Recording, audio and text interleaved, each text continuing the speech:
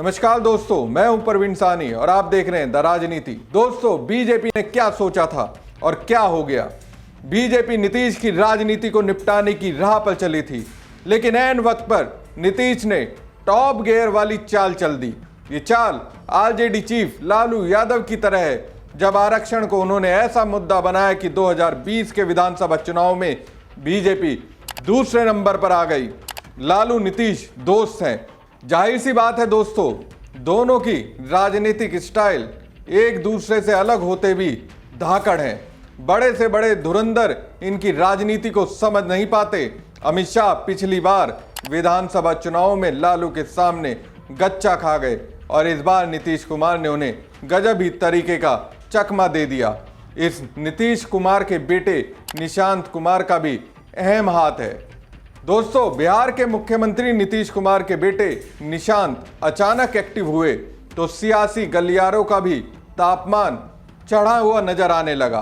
क्या निशांत कुमार राजनीति में एंट्री लेंगे? ये सवाल अब चर्चा का विषय बना हुआ है। निशांत इस सवाल को टालते हैं, जबकि सत्ता पक्ष और विपक्ष के नेता उनकी सक्रियता को अलग अलग चश्मे से देखते हैं। इधर निशांत के एक बयान पर आरजेडी के एक कद्दावर नेता सुनकर हैरान हो गए। हैरानी वाली बात भी है, निशांत का बयान ही कुछ ऐसा है जिसे राजनीति के एक मंजे हुए खिलाड़ी ही दे सकते हैं। आरजेडी नेता शिवानंद तिवारी सीएम नीतीश के बेटे निशांत के उस बयान की ओर ध्यान ले गए जिसमें उन्होंने एनडीए से मांग की थी कि नीतीश कुमार को मुख्यमंत्री का चेहरा घोषित करना चाहिए। आगामी बिहार चुनाव में एनडीए को जीत दिलाकर अपने पिता नीतीश कुमार को फिर से सीएम बनाने की अपील निशांत लगातार कर रहे हैं। शिवानंद तिवारी ने कहा कि नीतीश कुमार ने भी निशांत की बात पर ध्यान नहीं दिया, जबकि निशांत का बयान किसी नौसिखिया की तरह नहीं बल्कि एक चतुर राजनीतिज्ञ की तरह था। शिवानंद तिवारी ने कहा कि एक चतुर राजनीतिज्ञ की तरह निशांत ने भाजपा से मांग की थी कि वे उनके पिता यानी नीतीश कुमार को मुख्यमंत्री घोषित करें। इसके पीछे की वजह बताते हुए आरजेडी नेता कहते हैं कि भागलपुर की सभा में पीएम मोदी ने इसकी घोषणा नहीं की थी। उन्होंने कहा कि नीतीश कुमार का कद जेपी नड्डा से बड़ा है, लेकिन ये पहला मौका था कि नीतीश कुमार भाजपा के किसी नेता से उसके यहां जाकर मिले। दरअसल पीएम की जनसभा के बाद निशांत ने मीडिया से बातचीत के दौरान कहा था कि एनडीए नीतीश कुमार को मुख्यमंत्री का चेहरा घोषित करे। हालांकि बाद में एक इंटरव्यू में जब उनसे इसी मुद्दे पर सवाल किया गया तो उन्होंने कहा कि चुनाव में अभी 8 महीने बचे हैं। भाजपा भी हमेशा यही कहती आई है कि नीतीश कुमार के नेतृत्व में चुनाव लड़ेंगे। बिहार बीजेपी के अध्यक्ष हैं, मंत्री पद से उन्होंने इस्तीफा दे दिया है। कभी जब बिहार के अध्यक्ष के साथ नीतीश कैबिनेट में मंत्री हुआ करते थे तब उन्होंने कहा था कि नीतीश ही बिहार में सीएम चेहरा होंगे। उनके लिए कुछ इस तरह का गाना भी गाया था। हरा बा की भगवा बा, हरा और भगवा और ब्लू भी है, लाल भी है। लोजापा में ब्लू है उधर। हरा बा की भगवा बा, ब्लू बा की लाल बा, हरा बा की भगवा बा, ब्लू बा की लाल बा। बिहार में का बा? नीतीश कुमार के राज बा। और बिहार में का बा? कानून के राज बा। बोली और का बा बिहार में? किसान खुशहाल बा। यही तो नीतीश कुमार के राज बा। आज भी है और कल भी रहेगा। हो गया, अब तो मन दूसरा दिन कितना और जमीन लिखवाएंगे? मतलब 2005 में जितना जमीन लिखवाए थे रोजगार देने के लिए, वो यही ना बोलते हैं कि हमको एक बार मौका दीजिए, पूरा बिहार का जमीन हम अपने परिवार के नाम लिखवा लेंगे। तो सही बोल रहे हैं वो। एक बार मौका दीजिए उनको, पूरा बिहार साफ कर देंगे। क्योंकि भ्रष्टाचार से ही पैदा ये सरकार हुई थी, महागठबंधन। मैंने कहा कि चांदी का चम्मच में लेकर के मुंह में राजकुमार क्यों पैदा लेगा? क्यों नहीं सामाजिक न्याय की बात करने वाला, सामाजिक न्याय के पुरोधा एक गरीब को मुख्यमंत्री बनाएगा? ये सवाल तो पूछिए कभी जाकर उनसे। वैसे लोगों की चर्चा करते हैं जिस चर्चा का बुनियाद ही मैंने कहा फादर ऑफ क्राइम, ये मैंने कहा है, ये लोग बिहार में आपराधिक प्रवृत्ति को पैदा करने वाले लोग हैं, जिसको आज तक झेलना पड़ रहा है। एक राक्षस मरता है, एक अपराधी मरता है, 100 राक्षस पैदा ले रहा है। इस आपराधिक प्रवृत्ति को पैदा करने वाला यही महागठबंधन के लोग हैं। अरविंद केजरीवाल के चेले तेजस्वी यादव हैं, ये आप मानते हैं? अब तो ये तो वो समझे, हमारा तो कहना है कि जिनके रास्ते पर चल रहे हैं उनका नाव डूब गया। अब ये लोग अपना मुद्दा बदलने वाले हैं कि भैया अब जो है माई बहन और बिजली का बात मत करो, क्योंकि पब्लिक जो है हमसे 2 गुना केजरीवाल 3 गुना आगे था।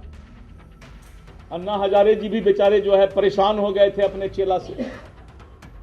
तो अब जो है इन लोगों के पास कुछ भी देखने को सोचने को नहीं। जवाब देंगे, तेजस्वी यादव की हर बात का जवाब दूंगा, ठोक कर जवाब दूंगा, लेकिन अभी आपके पास कोई सवाल ही नहीं है।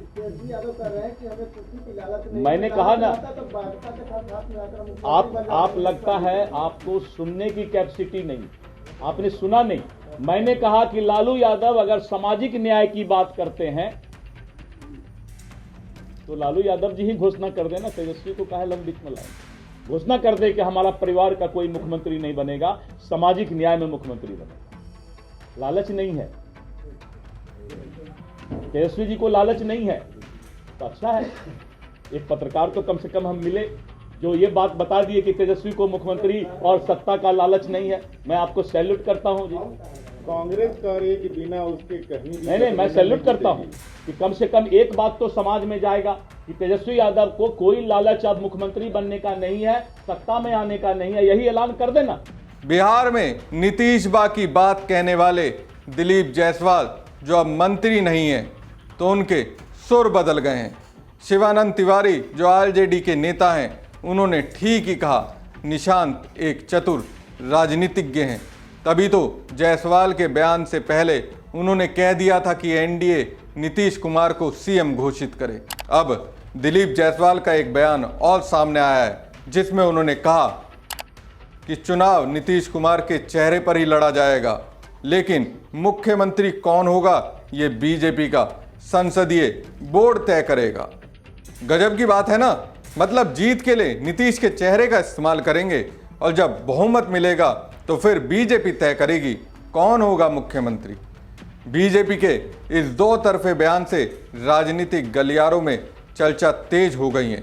एक तरह से कहा जाए तो एनडीए में सीएम फेज फंस गया है। तेजस्वी यादव सीएम नीतीश के बेटे निशांत को लेकर पहले से ही हमलावर हैं। आरजेडी नेता बार बार कह रहे हैं कि बीजेपी के लोग नहीं चाहते हैं कि निशांत राजनीति में आए। बीजेपी के लोग ये नहीं चाहते हैं कि जेडीयू आगे बढ़े। यही कारण है कि रणनीति के तहत बीजेपी के लोग आगे बढ़ रहे हैं। बहरहाल दोस्तों, निशांत कुमार के लिए राजनीति में ना रहते हुए भी एक बड़ी चाल चल दी है और इससे कई सवाल निकलने लगे हैं।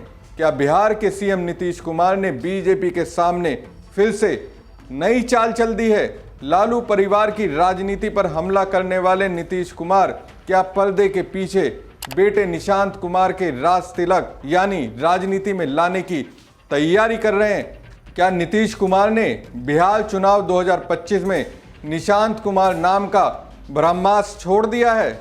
लव कुश वोट बैंक को इंटैक्ट कर लिया है? क्या नीतीश कुमार सीएम फेज को लेकर इसी लव कुश वोट बैंक के बल पर बीजेपी से बार्गेन कर रहे हैं? आखिर मीडिया और सार्वजनिक जीवन से कोसों दूर रहने वाले निशांत कुमार क्यों बार बार मीडिया के सामने आ रहे हैं? क्या नीतीश कुमार बिहार में बीजेपी और मोदी शाह की पॉलिटिक्स से डर गए हैं, या फिर निशांत कुमार को राजनीति में लाने के पीछे जेडीयू के किसी बड़े नेता का दिमाग है? ये कुछ सवाल हैं जिन्हें समझे बिना नीतीश कुमार की राजनीति को समझा नहीं जा सकता है। बीते कई दिनों से नीतीश कुमार के बेटे निशांत कुमार की चर्चा बिहार ही नहीं पूरे देश में हो रही है। निशांत कुमार को लेकर तरह तरह के कयास लगाए जा रहे हैं। निशांत की राजनीति में आने की चर्चा के पीछे नीतीश कुमार का गिरता स्वास्थ्य मुख्य कारण माना जा रहा है, लेकिन राजनीति को परिवार से दूर रखने की बात करने वाले नीतीश कुमार के ही बेटे को अब राजनीति में लाने की मांग क्यों जोर पकड़ने लगी है? क्या वाकई में नीतीश कुमार बीमार है? जेडीयू या नीतीश कुमार के सामने कोई बड़ा धर्म संकट मुंह भाए खड़ा है, या फिर नीतीश कुमार ने अपने सारे अस्त्र फेल होते देख वोट बैंक को बचाने के लिए निशांत कुमार का कार्ड खेला है? बिहार के सियासी गलियारों में यह चर्चा जोर पकड़ रही है कि नीतीश कुमार का राजनीतिक जनाधार घट रहा है। हालांकि बीते लोकसभा चुनाव में बीजेपी की तुलना में जेडीयू का परफॉर्मेंस ज्यादा बढ़िया रहा था, जबकि बीजेपी कई ऐसी सीटें हार गई थी जहां से बीजेपी उम्मीदवार पहले से जीतते रहे हैं।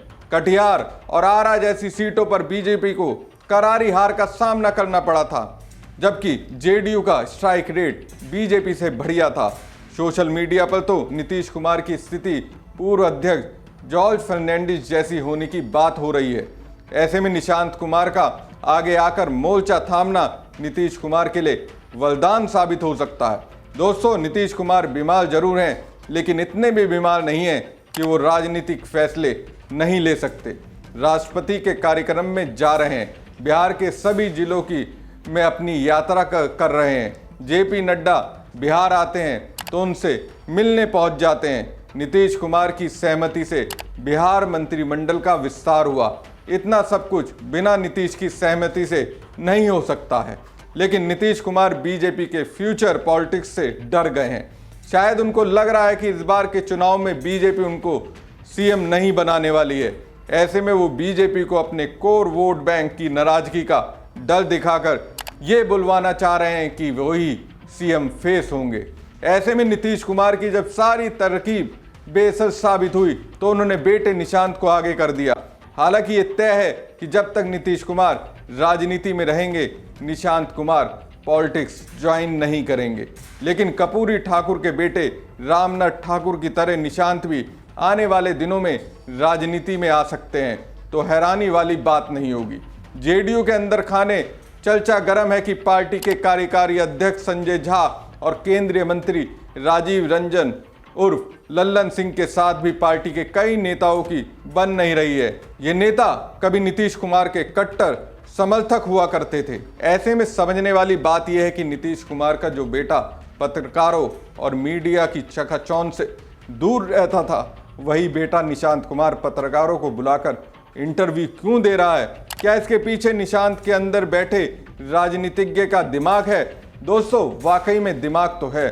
अब जिस तरह निशांत का नाम बिहार की राजनीति में उछल रहा है, उस लव कुश समाज के पास नीतीश ने मैसेज भेज दिया है। जेडीयू के पास युवा नेता आ चुका है। बीजेपी चाहकर भी इस मैसेज को वायरल होने से रोक नहीं पाई। तभी मैं कह रहा हूं, पिता पुत्र की जोड़ी मोदी शाह की बीजेपी पर पड़ी भारी। बीजेपी आसमान से गिरी और खजूर पे अटकी, क्योंकि अगर वो नीतीश को अपने साथ रखते हैं तो उन्हें सीएम बनाना होगा। अगर नहीं रखते तो सत्ता में तो नहीं आ पाएंगे, क्योंकि नीतीश के साथ ही अब जेडीयू में एक और चेहरा उभर रहा है, जिसका नाम है निशांत कुमार। दोस्तों, अभी के लिए बस इतना ही। हमारी खबर कैसी लगी कमेंट बॉक्स में कमेंट कर जरूर बताएं। साथ ही पेज को ज़्यादा से ज़्यादा लाइक और शेयर कीजिएगा। धन्यवाद।